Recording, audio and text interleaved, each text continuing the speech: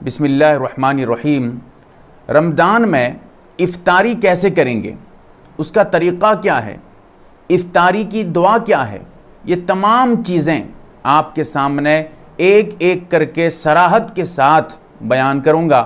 جیسا کہ آپ اگر دیکھنا چاہیں تو ماہ رمضان کے فضائل و احکام صفحہ نمبر 402 کھول کر آپ دیکھ سکتے ہیں۔ نمبر 1، افطاری کے وقت دعا قبول ہوتی ہے۔ حدیث میں آتا ہے کہ جب افطاری کے وقت آدمی دعا کرتا ہے اس وقت اس کی دعا رد نہیں کی جاتی۔ وجہ اس میں یہ یاد رکھیے گا، کیونکہ ذرا سمجھنے کی بات ہے۔ انسان کے سامنے افطاری کے سامان موجود ہوتے ہیں، کھانے پینے کی چیزیں موجود ہوتی ہیں۔ اگر وہ چاہتا تو کھا سکتا تھا، ٹائم سے پہلے بھی کھا سکتا تھا، لیکن نہیں کھایا، رکا رہا۔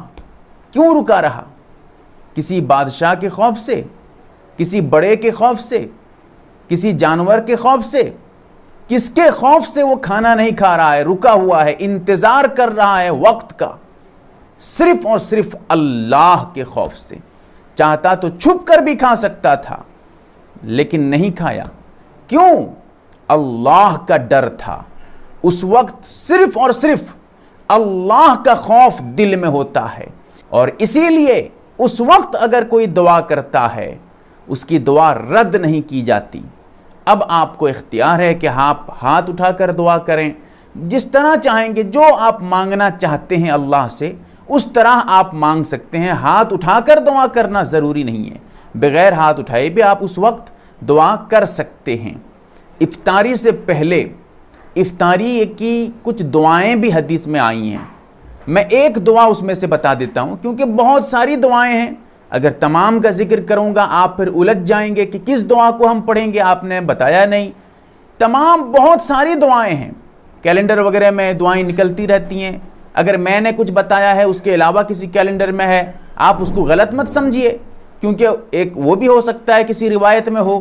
تو اسی لیے یہاں پر میں ایک دعا آپ کے سامنے ذکر کرتا ہوں۔ اللہم لک صمت وعلی رزقک افطرت، یہ دعا ہے، مختصر دعا۔ اگر آپ کو یاد نہیں ہے تو آپ لکھ لیجئے، لکھ کر دیکھ کر پڑھ لیجئے۔ کچھ دن اگر آپ اس کو پڑھ لیں گے تو پھر دعا یاد ہو جائے گی آپ کو، اور یاد ہو جائے تو زبانی پڑھیے۔ اب رہی یہ بات کہ یہ دعا جو پڑھیں گے افطاری کرنے سے پہلے پڑھیں گے یا افطاری کرنے کے بعد پڑھیں گے، کیا مسئلہ ہے؟ صحیح بات یہ ہے کہ دونوں طرح جائز ہے، آپ کو اختیار ہے۔ اگر آپ پہلے پڑھیں گے تب بھی کوئی حرج نہیں، اگر بعد میں پڑھیں گے تب بھی کوئی حرج نہیں۔ ہاں، غلطی وہ کر جاتے ہیں جو پہلے پڑھنے کو ضروری سمجھتے ہیں، بعد میں پڑھنے کو غلط سمجھتے ہیں، جو پہلے پڑھنے کو غلط سمجھتے ہیں، بعد میں پڑھنے کو ضروری سمجھتے ہیں۔ کیونکہ جس چیز میں تم مختار ہو کسی ایک کو ضروری مت سمجھو، آپ کو جیسے مناسب ہو۔ لیکن کتابوں میں بہتر طریقہ کیا لکھا ہے؟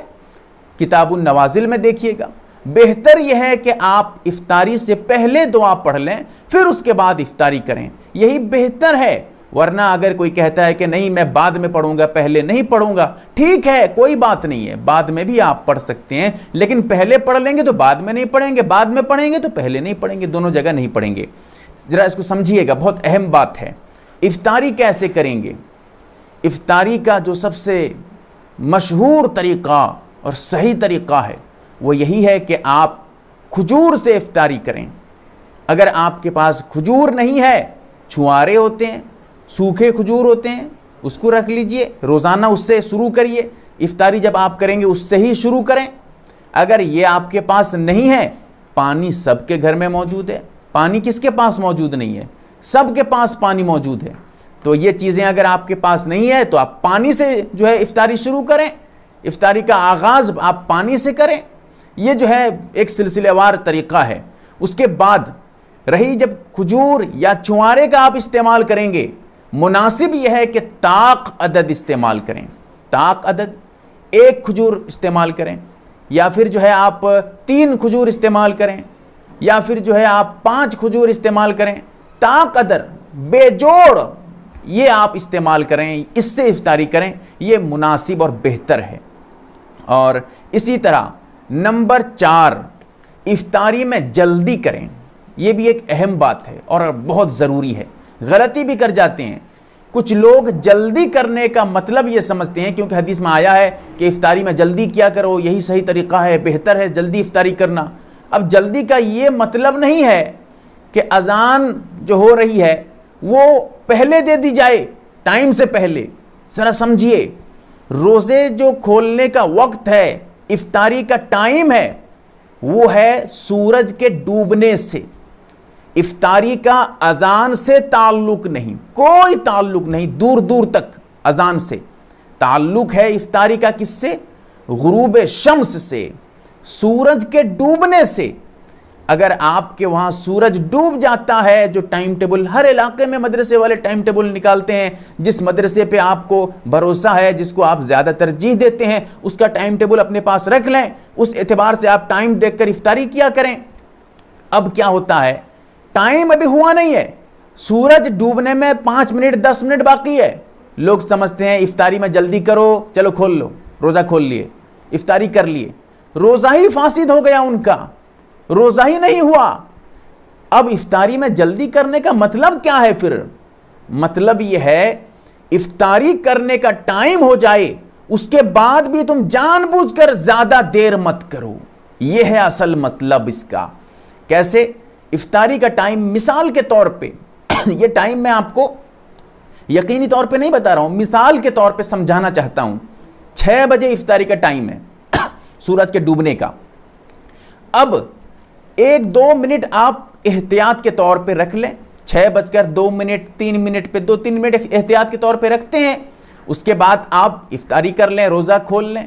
لیکن 2-3 منٹ سے زیادہ کر کے آپ 6 بجے روزہ کھولنے کا ٹائم ہو جاتا ہے، آپ 20 منٹ 25 منٹ کے بعد کھول رہے ہیں. یہ ہے افطاری میں دیر کر رہے ہیں، اس کو منع کیا گیا ہے. اور افطاری میں جلدی کیا کریں، وہی مطلب ہے جو میں نے بتایا ہے. ٹائم ہو جائے 1-2 منٹ احتیاط کر لیں اور جتنے جلد ہو سکے افطاری کر لیں. ٹھیک ہے؟ اس میں ہوتا یہ ہے، گاؤں کی جو مسجدیں ہیں وہاں پر جو جاننے والے نہیں ہوتے ہیں، جو جاننے والے ہیں بہت اچھی بات ہے، جاننے والے نہیں ہوتے ہیں، ٹائم ہونے کے بعد بھی اذان دینے میں 10-10 منٹ 20-20 منٹ دیر کر دیتے ہیں. اس سے کیا ہوتا ہے، لوگ اذان کا انتظار کرتے ہیں. اب لوگوں کو کون سمجھائے، کون بتائے افطاری کا تعلق اذان سے نہیں ٹائم سے ہے؟ کون بتائے گا ان کو؟ لیکن اگر ایک سلسلہ چل رہا ہے، لوگ اذان سے افطاری کر رہے ہیں، تو پھر اذان تم صحیح وقت میں دے دیا کرو. جیسے ہی ٹائم ہو جائے 1-2 منٹ احتیاط کے طور پہ رکھو اور اذان دے دو، دیر مت کرو. یہ ہے اصل بات. تو میں نے افطاری کے بارے میں وضاحت کے ساتھ آپ کے سامنے چند باتیں پیش کی ہیں، اور اللہ سے دعا کریں کہ اللہ تعالی ہمیں عمل کی توفیق عطا فرمائے. بات اگر سمجھ میں آ جائے تو ضرور اطلاع کریں، کمنٹس وغیرہ میں بتائیں، اور اگر نہیں سمجھ پائیں تو علماء سے رابطہ کریں، علماء سے پوچھیں. اللہ تعالی ہم تمام کو صحیح سمجھ عطا فرمائے. آمین یا رب العالمین. MARB دینی معلومات چینل کو سبسکرائب کریں اور گھنٹی والے نشان کو ضرور دبائیں تاکہ ہماری ہر نئی ویڈیو آپ تک پہنچتی رہے. ویڈیو کو لائک اور شیئر ضرور کریں، اور ہماری ہر ویڈیو آپ اپنے چینل میں ڈال سکتے ہیں. نیز ہمارے ساتھ واٹس ایپ پر جڑنے کے لیے آپ اپنا نام اور مکمل ایڈریس کے ساتھ ایڈ لکھ کر میرے واٹس ایپ نمبر 8908939343 کو میسج کریں.